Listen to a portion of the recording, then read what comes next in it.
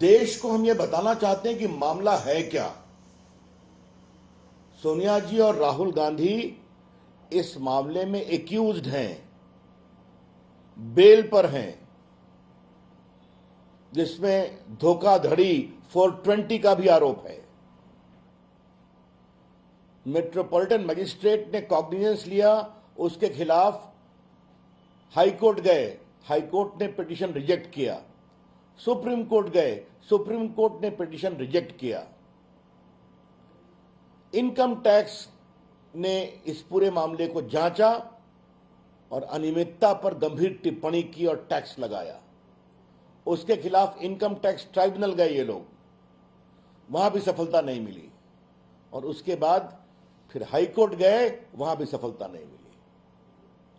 तो देश को हम यह बताना चाहते हैं कि सोनिया जी और राहुल गांधी बेल पर हैं इस मामले में, और उनके एफआईआर को क्वाश करने की सारी प्रार्थना सुप्रीम कोर्ट तक रिजेक्ट हो गई है। अब यह मामला है क्या? मामला बहुत सरल भाषा में यह है कि कांग्रेस पार्टी तो परिवार की जेबी संस्था हो चुकी है, उनके नेता भी जेब में हैं। अब कांग्रेस पार्टी की संपत्ति भी परिवार के जेब में लाई जा रही है, यही ये मामला है। नेशनल हेराल्ड एक अखबार था, आजादी के आंदोलन का था, उसमें पब्लिक के बहुत बड़े नेता शेयर होल्डर थे। बाद में अखबार नहीं चला, अखबार बंद हो गया, उस पर बड़ी देनदारी हो गई और बहुत ही छद्म तरीके से 90 करोड़ रुपया लोन दिया गया और एक पारिवारिक संस्था यंग इंडिया बनाई गई, जिसमें सोनिया जी और राहुल गांधी 76% के शेयर होल्डर्स हैं, मेजॉरिटी। बाकी दो लोग नहीं हैं, मोतीलाल जी और ऑस्कर फर्नांडिस, वो गुजर गए।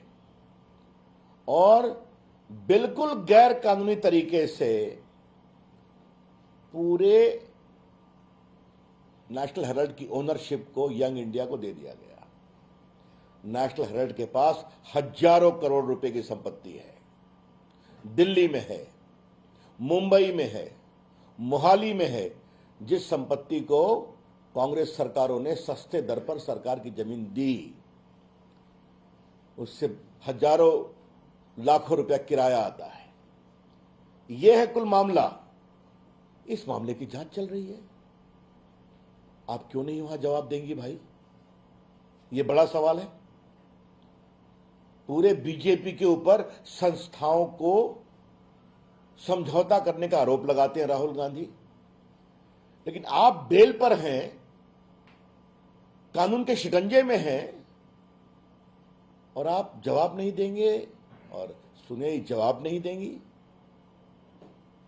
और याद करिए, इन लोगों ने हमारे लोकप्रिय प्रधानमंत्री नरेंद्र मोदी जी जब मुख्यमंत्री थे गुजरात के, उनको प्रताड़ित करने का कितना केस चलाया गया।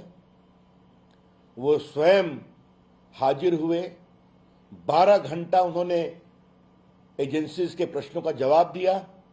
एक लोकप्रिय मुख्यमंत्री। कभी बीजेपी के गुजरात ने प्रदर्शन किया क्या? कभी देश की बीजेपी ने प्रदर्शन किया क्या? यह है हमारा कानून को मानना। और मोदी जी थप कर, निखर कर कानूनी प्रक्रिया से सुप्रीम कोर्ट तक बाहर निकले कि उनके खिलाफ गुजरात दंगों के सारे आरोप बेबुनियाद थे। एक ये हमारा आचरण है, कानून, संस्थाओं का सम्मान, और एक इनका आचरण देखिए कि मुख्यमंत्री दिल्ली बैठे हुए हैं, सारे एमपी सदन छोड़कर उनके समर्थन में ईडी और अन्य संस्थाओं को डिमोरलाइज करने की कोशिश कर रहे हैं। ये हैं बड़े सवाल। इसलिए आज ये जो सत्याग्रह नहीं दुराग्रह है कांग्रेस पार्टी का, परिवार जब पार्टी की संपत्ति को अपनी जेब में कर रही है, उसको बचाने का दुराग्रह है। तो हम इसकी भर्त्सना करते हैं। देश में सच्चाई जानी चाहिए। सच्चाई यही है कि सोनिया गांधी जी, राहुल गांधी जी बेल पर हैं, जिसमें आरोप 420 का भी है, धोखाधड़ी का भी है, 120 भी कॉन्स्पिरेसी का भी है। और वो हाई कोर्ट गए, हार गए, सुप्रीम कोर्ट गए, हार गए, एफआईआर क्वॉश नहीं हुआ, इनकम टैक्स से कंफर्म है। तो अब ईडी जब पूरे मामले की जांच कर रही है कि इसमें मनी लॉन्ड्रिंग का केस है कि नहीं, तो आप जवाब नहीं देंगे क्या?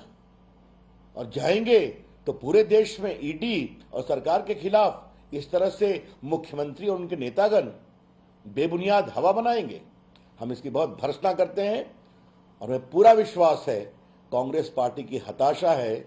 इतनी बड़ी हार के बाद भी, बार बार हारने के बाद भी, पार्टी को जेबी बनाने के बाद भी अब पार्टी की संपत्ति भी जेबी बनाई जा रही है और सवाल का जवाब भी नहीं देंगे। ये मामला है। Today Sonia Gandhi ji is going to be question by the ED